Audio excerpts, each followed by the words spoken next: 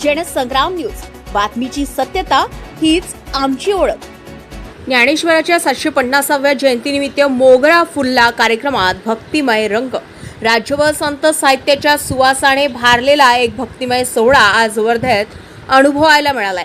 सांस्कृतिक मंत्रालयाच्या वतीनं संत ज्ञानेश्वर महाराजांच्या 750व्या जयंतीनिमित्त मोगरा फुलला या विशेष कार्यक्रमाचं आयोजन आज जिल्हाधिकारी कार्यालयामध्ये करण्यात आलं।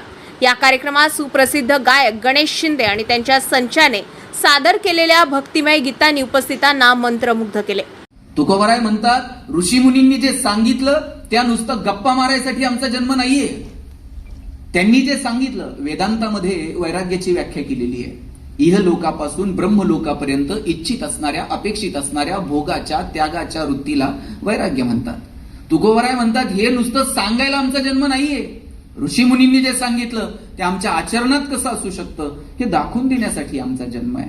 आणि म्हणून संत शेकडो वर्ष तुमच्या माझ्या मनावरती अधिराज्य गाजवतात। आणि दुर्दैवानं कित्येक संतांना पंढरीच्या, पांडुरंगाच्या दारात जायचा सुद्धा अधिकार नव्हता। चोखोबा महाराज असं हात जोडून त्या उमऱ्यापाशी असायचे आणि एवढं असून सुद्धा त्यांना त्या गाभाऱ्यात पण जाण्याचा अधिकार नव्हता। चोखोबाराय म्हणायचे, आम्ही गरीब आहोत, आम्ही दीन आहोत, आम्ही जातीहीन आहोत, आणि देवा आम्हाला तुझ्या दारात यायचा अधिकार नाही होय रे।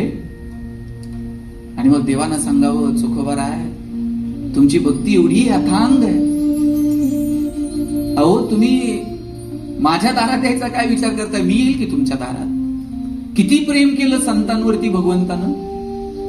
एकदा देवानं गीतांच्या माध्यमातून संत ज्ञानेश्वर, संत सोपानदेव, संत नामदेव, संत एकनाथ आणि संत मुक्ताबाई यांच्या गाथांचा सुंदर आविष्कार सादर करण्यात आला। कार्यक्रमाला राज्यमंत्री तथा पालकमंत्री डॉक्टर पंकज भोयर, जिल्हाधिकारी वानमती सी, डॉक्टर सचिन पावडे, जिल्हा नियोजन अधिकारी राजूरवार तसेच जिल्हा परिषद मुख्याधिकारी पराग सोमण यांची प्रमुख उपस्थिती होती।